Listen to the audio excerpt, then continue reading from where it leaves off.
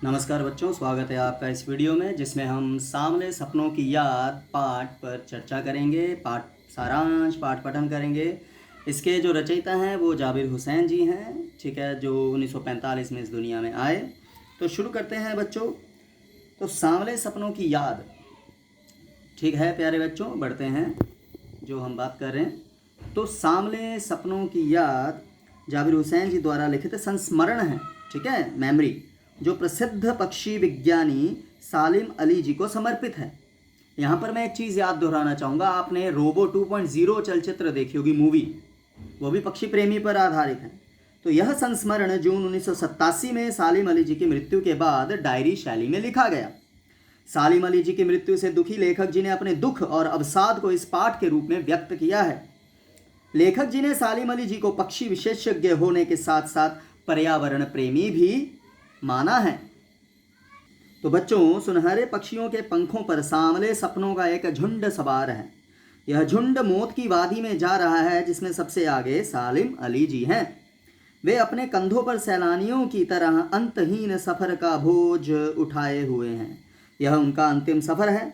वे उस वन पक्षी की तरह विलीन हो रहे हैं जो अंतिम गीत गाने के बाद मौत की गोद में जा बसा है। इस सोए पक्षी को कोई जगाना भी नहीं चाहेगा। सालिम अली जी इस बात से दुखी थे कि लोग पक्षियों को आदमियों की नज़र से देखते हैं। वे झरने, पहाड़ों, जंगलों को भी इस दृष्टि से देखते हैं। ऐसे में वे इनके मधुर संगीत का अनुभव नहीं कर पाते। तो बच्चों, ये कहीं ना कहीं मुझे रोबो 2.0 चलचित्र की ही याद दिला रही है, और शायद इन्हीं को ही ध्यान में रखते हुए वो चलचित्र भी बनाई गई है। लेखक जी का मानना है कि इतिहास में पता नहीं कि कब कृष्ण जी ने वृंदावन में नाना प्रकार की क्रीड़ाएं की और कब मधुर स्वर में बांसुरी बजाई, कि वृंदावन संगीतमय हो उठा। पर आज वृंदावन जाने पर यमुना का सांवला पानी सारे घटना की याद दिला देता है। कृष्ण जी की बांसुरी से उत्पन्न जादू से वृंदावन कभी खाली नहीं हो सकता है। तो वो बता रहे हैं कि आज भी वृंदावन जाने पर जो यमुना का जो सांवला पानी है वो सारी घटना याद दिलाता है, जो दिल है आनंदमय हो जाता है।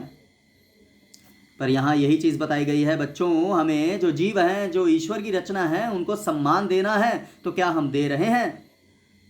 कई बार हम गुलेल से बहुत मज़ा लेते हैं पंछी को निशाना बनाकर, पर जब हमें छोटा सा कंकर लगता है तो हम चिल्लाते हैं। तो बच्चों, कमज़ोर शरीर वाले सालिम अली जी की मृत्यु लगभग 100 साल की उम्र में हुई। एक बात का ध्यान रखना, कहीं लेखक जी और जो सालिम अली जी उनको मिश्रित मत कर दीजिएगा। उनकी मौत कैंसर से हुई। उस उम्र में भी उनकी आंखों की ज्योति अच्छी थी, मतलब रोशनी, जो पक्षियों की हिफाजत के लिए कटिबद्ध थी। कटिबद्ध मतलब दृढ़ निश्चय थी। वे अपनी मृत्यु के निकट तक पक्षियों के बारे में जांच पड़ताल करते रहे। सालिम अली जी प्रसिद्ध बर्ड वॉचर थे, देखने वाले। हाँ, एकांत के क्षणों में प्राकृतिक दृश्यों को देखने में खोए रहते थे। तो कभी समय लगे, अगर रोबो 2.0 ना देखिए हो रजनीकांत जी के और अक्षय कुमार जी के, तो देखिए ज़रूर। एक कहीं ना कहीं वो फीलिंग आती है कि जिसे पक्षियों से प्रेम है पर दुनिया ना समझे तो क्या बनता है। तो बच्चों, एकांत के क्षणों में प्राकृतिक दृश्यों को देखने में वो खोए रहते थे। प्रकृति में उनके लिए अपनी हंसती खेलती रहस्यमयी दुनिया थी, जिसे उन्होंने अपनी जीवन संगिनी तहमीना की मदद से बनाई थी, अर्थात अपनी पत्नी की मदद से। वे पक्षी प्रेमी होने के साथ पर्यावरण प्रेमी भी थे। वे केरल की साइलेंट वैली को रेगिस्तानी हवा के झोंके से बचाने के लिए तत्कालीन प्रधानमंत्री चौधरी चरण सिंह जी से मिले। ठीक है, तो आप देख सकते हैं कि उन्होंने अपनी तरफ से क्या प्रयास करने की एक चुनौती ली। तो उनकी चिंता देख मिट्टी की सौंधी खुशबू का असर जानने वाले प्रधानमंत्री जी की आंखें भर आईं।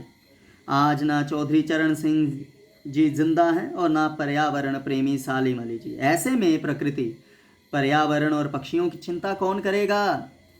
हम कोई किसी को देखें ला ये तो पागल है भाई, पक्षियों से प्यार बढ़ाया इसे। सालिम अली जी की आत्मकथा का नाम है फॉल ऑफ अ स्पैरो, ठीक है, एक चिड़िया का गिरना। इसी बात से प्रसिद्ध अंग्रेजी साहित्यकार D.H. लॉरेंस जी की मृत्यु के बाद की बात याद आ गई। कुछ लोगों ने उनकी पत्नी फ्रीडा लॉरेंस से अपने पति के बारे में कुछ लिखने को कहा। फ्रीडा जी का जवाब था कि उनके पति के बारे में उनसे ज़्यादा उनकी छत पर बैठने वाली गोरैया जानती है। आप समझिएगा कि वो भी इंसान पक्षियों से कितना प्रेम करता था, क्योंकि स्पैरो जो चिड़िया वो गोरा है, जो आजकल दिखनी बंद हो गई है। इस तरह लॉरेंस और सालिम अली जी दोनों ही प्रसिद्ध पक्षी प्रेमी थे। ठीक है, तो बच्चों, बचपन के दिनों में उनकी एयर गन से घायल होकर गिरने वाली गौरैया उन्हें जीवन भर के लिए नई नई खोज और नए नए रास्तों की ओर ले गई। तो समझ सकते हैं किस चीज़ ने उनकी सोच बदली। बच्चों की तरह उन्होंने भी एयर गन से पक्षी को घायल किया और कैसे उनकी ज़िंदगी बदल गई। उसी दिन से वे पक्षियों के विषय में रुचि लेने लगे, प्राकृतिक रहस्यों को जानने के लिए नित्य नई ऊंचाइयां छूने लगे। तो वे भी लॉरेंस जी की तरह नैसर्गिक ज़िंदगी के प्रतिरूप बन गए, नैसर्गिक जो ज़मीन से जुड़ी ज़िंदगी। सालिम अली जी आजीवन भ्रमणशील रहे। उनकी यायावरी देखकर लगता है कि वे आज भी पक्षियों की ही खोज में निकले हैं। मतलब जिस तरह से वो दुनिया छोड़कर गए हैं और कुछ ही देर में अपने गले में दूरबीन लटकाए जानकारी लिए वापस आ जाएंगे। ये असल में हमने पढ़ा ना शुरू में कि जाबिर हुसैन जी ने, लेखक जी ने, ये उस दुख को बताने के लिए, अपने दुख को बताने के लिए उन्होंने लिखा। तो इसलिए उन्हें उम्मीद है कि शायद वो वापस आ जाएंगे। लेखक जी पूछते हैं कि तुम लौटोगे ना सालिम अली जी? क्यों? क्योंकि हम भी पैसे कमाने की दौड़ में लगे हैं, तो पक्षियों को कौन बचाएगा? और वैसे भी कहाँ बचे हैं, आप देख सकते हैं कितना हमें कुदरत से प्यार है। ये भी गौर कर सकते हैं। हमें तो मॉल पसंद है, हमें हरियाली पसंद नहीं, हम मॉल देखते हैं। जो नकली ठंडी हवा है हमें वो चाहिए, एसी की। तो सोचने की ज़रूरत है। कोरोना ने भी कुछ ना कुछ तो सिखाया है, पर हम समझेंगे नहीं शायद। चलो, ईश्वर सद्बुद्धि दे हमें। धन्यवाद। ये पाठ पठन था। तो अगले हिस्से में प्रश्न उत्तरों की चर्चा करेंगे। तब तक के लिए धन्यवाद।